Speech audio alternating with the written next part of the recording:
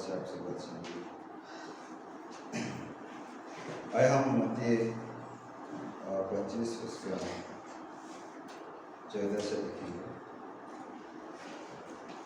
मत्ती उसका 25 अध्याय उसका 14 से आगे बढ़ेंगे। क्योंकि ये उस मनुष्य की सी दशा है जिसने परदेश को जाते समय अपने दासों को बुलाकर अपनी संपत्ति उनको सौंप दी। उसने एक को 5 दौड़, दूसरे को 2 और तीसरे को 1, अर्थात हर एक को उसकी सामर्थ्य के अनुसार दिया और तब परदेश चला गया। तब जिसको 5 दौड़े मिले थे उसने तुरंत जाकर उनसे लेन देन किया और 5 दौड़ और कमाया। इस रीति से जिसको 2 मिले थे उसने भी 2 और कमाए। परंतु जिसको 1 मिला था उसने जाकर मिट्टी खोदी और अपने स्वामी की रुपये छिपा दिया।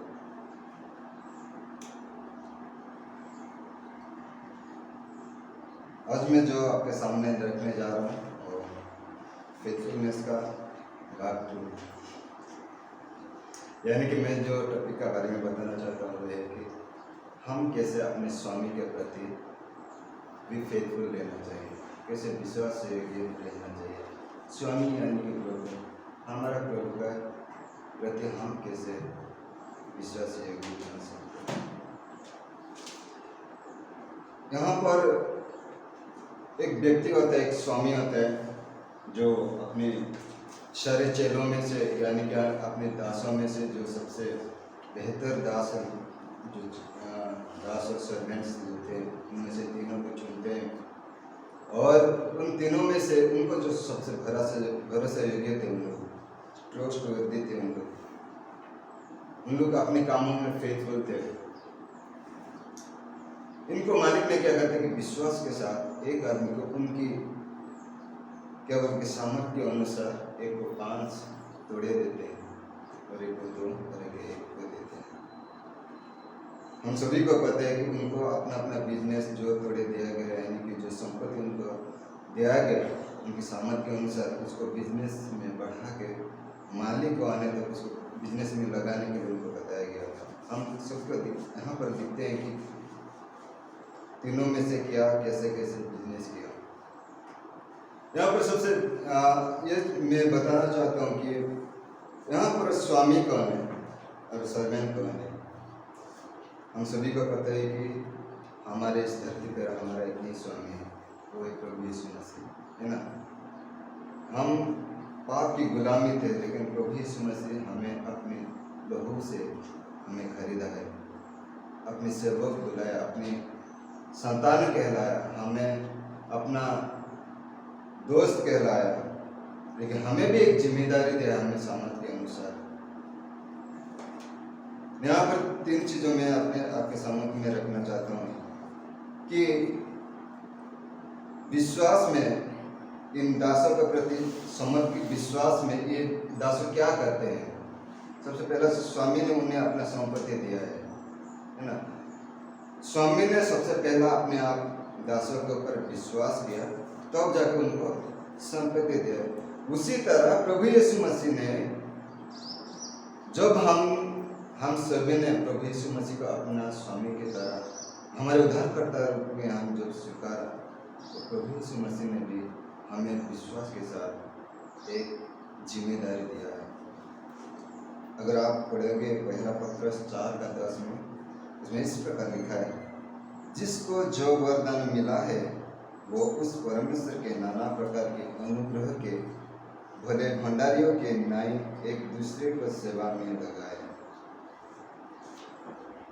क्या बोलते हैं, हमारे पास वो समर्थ नहीं है कि हम परमेश्वर जो हमें देता है, जो अनुग्रह की वरदान देता है, उसको हम इस्तेमाल कर सकते हैं। ऐसा हमारा कोई सामर्थ्य नहीं है। लेकिन प्रभु यीशु मसीह हमें अनुग्रह में वो चीज़ दिया है ताकि उसको इस्तेमाल कर सके। हमारे पास जो सामर्थ्य है, तेरा चीज़ है समर्थ विश्वास में हमें सामर्थ के अनुसार प्रभु यीशु मसीह हमें दिया है वो चीज़, अनुग्रह के वो सारी चीज़ जो हमें पता है कि वो वरदान किया है। अगर आप पढ़ोगे पहला करंथिया 12 अध्याय में पूरा पढ़ोगे, वहाँ पर 9 प्रकार यानी 12 प्रकार की वहाँ वरदान लिखा हुआ है। प्रभु यीशु मसीह हर एक विश्वासी को दिया है। और एफिसियंस 4:11 में भी वही चीज़ लिखा है, वरदान का बारे में लिखा है कि प्रभु यीशु मसीह अपने विश्वासी को दिया है।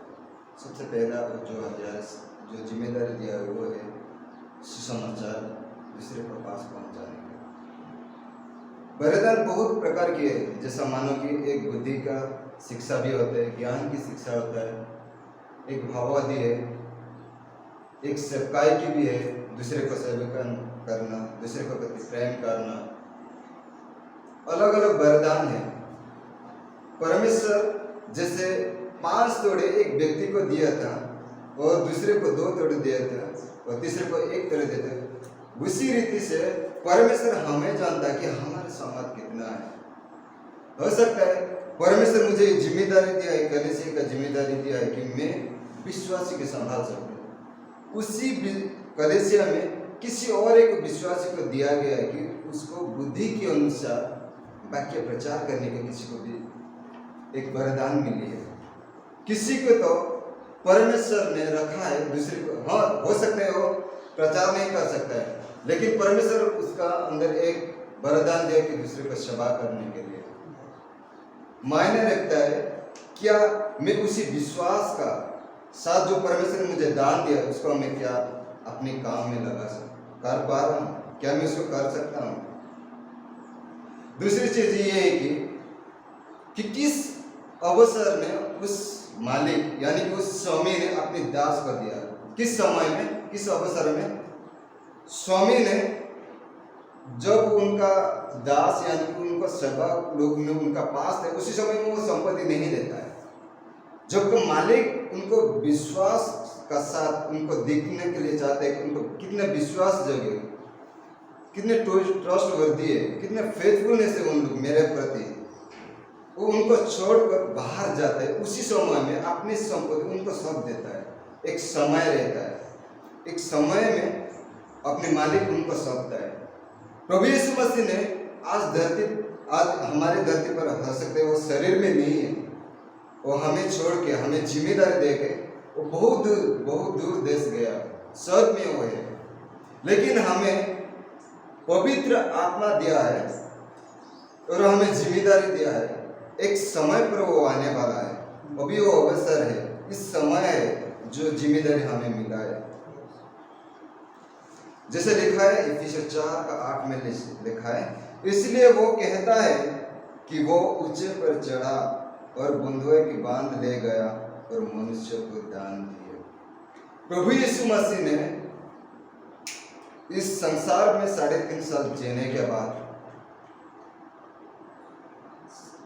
सारे मानव जाति के लिए अपना खून बहाया, फिर कब्र में गया, फिर 3 दिन का बाद वो जी गया, फिर 40 दिन अपने दोस्तों अपने चेलों के साथ समय बिताया, फिर 40 दिन का बाद वो एक वाचा दिया यानी कि एक प्रॉमिस किया, मैं जा रहा हूँ लेकिन मैं तुम्हें अकेला नहीं छोड़ूंगा, पवित्र आत्मा तुम्हें मैं जाने के बाद तुम्हें एक सहायक भेजूंगा। वो पवित्र आत्मा है जो तुम्हें हर समय तुम्हारे दुख तकलीफ हर एक घड़ी में तुम्हें सामर्थ्य देगा और मेरा क्या बनेगा, गवाही बनेगा। मैं जो बात तुम्हें बताना चाहता हूँ, हो सकता है मैं 3 साल में बता नहीं पाया, लेकिन जो चीज और भी बाकी है पवित्र आत्मा तुम्हें बताएगा, वो सामर्थ्य देगा, तुम्हें वो तैयार करेगा कि मेरा साथ तुम कैसा रह सकते हो, तुम्हें तैयार करेगा, तुम्हें ज्ञान देगा, बुद्धि देगा। वो मनुष्य को दान दिया और ये मायने रखता कि इस अवसर में, इस समय में क्या मैं अपने दान को विश्वास योग्यता का साथ में कर पा रहा हूँ? क्या मैं पवित्र आत्मा को समय देता हूँ? जब से मैंने विश्वास किया हूँ, हम विश्वास करते हैं कि बाइबल कहता है कि जब से हमने प्रभु यीशु मसीह को विश्वास किया है पवित्र आत्मा हमें मिलता है।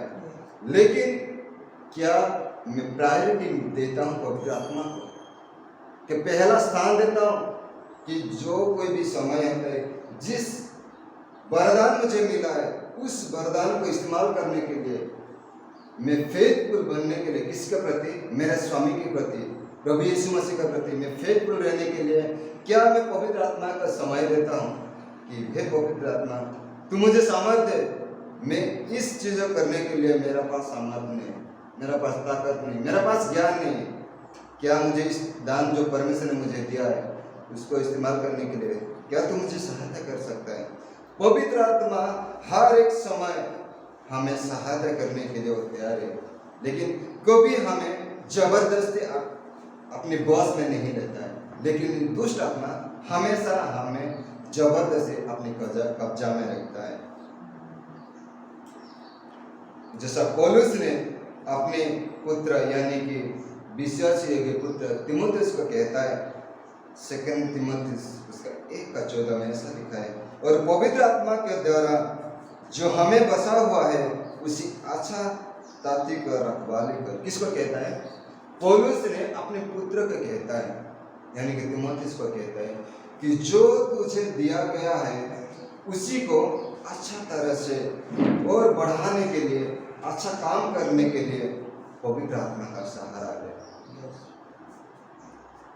पौलुस ने जानता है कि तीमुथियुस कर सकता है, क्योंकि उनको 4 लोगों ने जो उनका साथ रहता था उन लोगों ने छोड़ के चला गया। जब पौलुस ने बंधुआई हो गया उस समय में जो उनका साथ थे उनको छोड़ के चला गया, लेकिन तीमुथियुस और तीतुस दोनों कभी भी पौलुस को नहीं छोड़ा। इसलिए पौलुस ने तीतुस को अपना पत्रिका में लिखना, अपना पत्र में यानी कि लेटर में लिखता है कि अपने पास जो वरदान है उसका पवित्र आत्मा के द्वारा सुरक्षित करना। हो सकता है हमारा पास जो वरदान है कभी हम इस्तेमाल कर नहीं पाएंगे, हो सकता है क्योंकि हमारे एडवाइजरी यानी कि सत्य शैतान हमेशा हमें गिराने के लिए कोशिश में रहता है। इसलिए हमें पवित्र आत्मा को भी हमारे जीवन फेथफुल परमेश्वर के प्रति रहने के लिए हमें पवित्र आत्मा को समय देना चाहिए। और तीसरा चीज, ये विश्वास किसी अनुपात में प्रतिबद्ध था। कैसा प्रतिबद्ध था? वो स्वामी हर एक को एक ही जैसा 5, 2, 1 दिया। हो सकता है वो स्वामी भी हर एक को 5 दे सकता था, लेकिन वो देखना चाहता था कि कितना विश्वास योग्य हो। मैं एक को 5 दे रहा हूँ, जो एक आदमी वो 5 भी संभाल सकता था, लेकिन उसको दिया तो एक में तुझे जो वरदान देता हूँ, जो दान देता हूँ, उसको तो अच्छा से इस्तेमाल करना।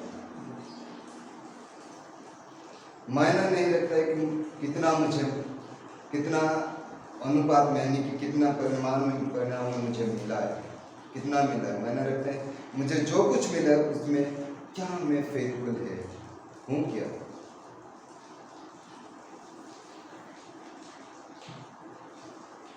तो यहाँ पर जो 3 व्यक्ति थे उनमें से 2 व्यक्ति जो 2 दास बहुत अच्छी तरह से व्यवसाय करते हैं और अपने मालिक का विश्वास योग्यता दिखाते हैं।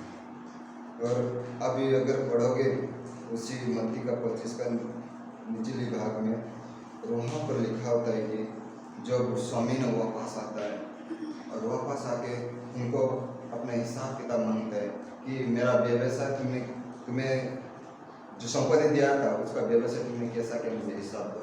और हर एक व्यक्ति अपना अपना व्यवसाय का हिसाब देता है, और 2 व्यक्ति उनमें से फेथफुल रहा है और उनको प्रभु अपने दास उनको स्वामी ने अपने दास लोगों को कहता है, बेस्ट, उत्तम और विश्वस्त दास, विश्वास योग्य दास, मैं तुझे इतना दिया था, 5 दिया था। 5 ने आगे बोला कि मुझे 5 दिया था, मैं और 5 कमाया। उसको बेस्ट उत्तम दास कहता है। फिर उसी तरह जिसको 2 मिला था वो भी कहता है कि मुझे 2 मिला था, मैं 2 और किया। उसको नहीं कहता है ठीक है मैं तुझे कम दिया था, लेकिन उसको भी सेम रिवार्ड मिलता है, बेस्ट उत्तम और विश्वस्त दास। मैं तुझे कम दिया था, लेकिन तू भी इस कम चीज़ों में तो फेथफुल रहा, मैं भी तुझे इसी रीति से आशीषित करता हूँ। लेकिन जो एक एक जिसको मिला था वो कहता है, हे स्वामी मैं जानता था तू बहुत कठोर है, तू मुझे विश्वास करता था लेकिन मुझे तो एक दिया, उनको 5 दिया, उनको 2 दिया, मुझे कैसे एक दिया? तू बहुत कठोर है, तू जहाँ पता नहीं तू उधर काटता है, तू जहाँ पे रखा नहीं तो वहाँ पे तू क्या करते है, इकट्ठा करते हैं, तू बहुत कठोर है। उसको स्वामी ने एक जवाब देते हैं, अगर तू जानता है कि मैं कठोर हूँ और क्या होता है कि मैं अच्छा नहीं, लेकिन तुझे जो चीज़ मिला था तो हो सकता था तो उसको बैंक में फिक्स डिपॉजिट कर सकता था। फिक्स डिपॉजिट में क्या होता है कि एक समय रहता है, उसी समय के बाद आपको इंटरेस्ट का साथ उसी फिक्स डिपॉजिट का साथ आपको इंटरेस्ट भी मिलता है। तो उसी तरह स्वामी ने बोला था ठीक है तो बिजनेस नहीं कर पाया, लेकिन जो तुझे वरदान दिया गया था उसको तो अपने के लिए तो लागू कर सकता था, लेकिन तू तो उसको काम में इस्तेमाल नहीं कर पाया। तो उसको क्या करते हैं, लोगों को कहते हैं, जो उनको जो 10 होकर कहते हैं, इसका पास जो है इसको उठा के लेके जाओ, जिसका पास 5 है उसको भी यहाँ से लेके उनको दे दो। यानी कि हो सकता है हमारे पास कई बार तो यीशु मसीह में हो सकता है हमारे पास एक वरदान दिया सेवक का, यानी कि दूसरे का सेवा करना। हो सकता है एक ही चीज़ मुझे मिला है, दूसरे को प्रेम करना, यानी कि एक ही चीज़ मुझे मिल सकता है कि मैं दूसरे को टीच कर पाऊँ। मुझे हो सकता है मेरा पास टीचिंग नहीं है, मेरे पास सेवक का ये नहीं, हो सकता है मुझे अच्छा ज्ञान की वचन बांटने का कोई सामर्थ्य नहीं है, लेकिन एक ही चीज़ मिला है, क्या मैं इस एक वरदान के साथ फेथफुल हूँ। वचन कहता है कि मैं एक वचन कहता हूँ कि परमेश्वर हमें क्या उम्मीद रखता है कि, और प्रकाशित वाक्य में ऐसा लिखा है कि हमें अंतिम तक क्या रहना है, फेथफुल रहना है। जो ऐसा नहीं कहता है जिस समय तक तुम चर्च में बना रहते हो या तो तुम जिसके साथ तुम्हारी आपके स्वामी यानी कि आपकी स्त्री यानी कि आपके बच्चा है, जब तक तुम्हारा पास है, जब तक तुम्हारा पास लोग है, उसी समय तक तुम फेथफुल रहो, वो नहीं कहता है। तुम वचन कहता है अपनी सांसों की अंतिम तक, ये नहीं कहता 1 दिन 2 दिन 1 महीना 1 साल 2 साल 10 साल, नहीं, हमारे जीवन की अंतिम घड़ी तक हमें विश्वासी योग्य बनना है। किसके प्रति? प्रभु यीशु मसीह। बाइबल में बहुत सारी घटनाएं, मैं आपको हर एक विषय नहीं बताना चाहता, मैं 1-2 पॉइंट सिर्फ उदाहरण देना चाहता। सबसे पहला वो है दाऊद का बारे में बताना चाहता। पहला सामुएल 26 अध्याय में अगर आप देखोगे ऊपर लिखा है कि दाऊद को कभी यहोवा ने जब दाऊद को चुना है एक राजा की तरह, उसी समय में साउल भी था, राजा था, लेकिन जब साउल ने यहोवा का आज्ञा न माना तो यहोवा ने दाऊद को चुनता है। उसी समय में साउल गुस्सा हो जाता है, दाऊद क्या मेरा जगह में मेरा कुर्सी ले लेगा, वो उसका जान का पीछे पड़ जाता है। कौन? साउल ने दाऊद का जान का पीछे पड़ जाता है, लेकिन परमेश्वर हर एक समय दाऊद को बचा के रखता है। एक समय आता है साउल ने अपने सैनिक का साथ दाऊद का पीछा करते करते एक गुफा में पहुंच जाते हैं, और उस गुफा का अंदर दाऊद थे और उनका साथ अच्छा ताकतवर सैन्य भी रहते हैं। और इसी समय में साउल और उनका साथ जो सैनिक लुट जाते हैं, आर्मी लुट जाते हैं, उन लोग बहुत थकावट हो गए थे और वहाँ पर सो जाते। तो सोते समय क्या हुआ कि दाऊद का साथ उनका जो सेनापति थे वो आके बोलते कि ये देखो जो परमेश्वर ने आपको बोले थे कि आपके शत्रु को आपके हाथ में सब सौंपा हुआ है, आपके मन में जो है वो कर देना, आपका मारना है क्या करना है वो आपका हाथ में है। लेकिन दाऊद एक बात कहता है, दाऊद क्या कहता है, अभिषिक्त व्यक्ति के प्रति मैं अपना हाथ उठाऊं ये कभी नहीं कर सकता। दाऊद ने इतना फेथफुल था कि प्रभु यहोवा ने उनको शत्रु यानी कि जो साउल उनका जान के पीछे पड़ते उनका हाथ में दिया, लेकिन दाऊद ने उनके प्रति हाथ उठाने का क्या हुआ, बोलते हाथ भी नहीं उठाया। लेकिन हमारे मनुष्य का स्वभाव क्या होता है, अगर मेरा शत्रु मेरा सामने मिल जाएगा तो मैं भी मार सकता, कुछ भी एक्शन रिएक्शन दे सकता, लेकिन वो फेथफुल बना, वो परमेश्वर को प्रसाद दिया।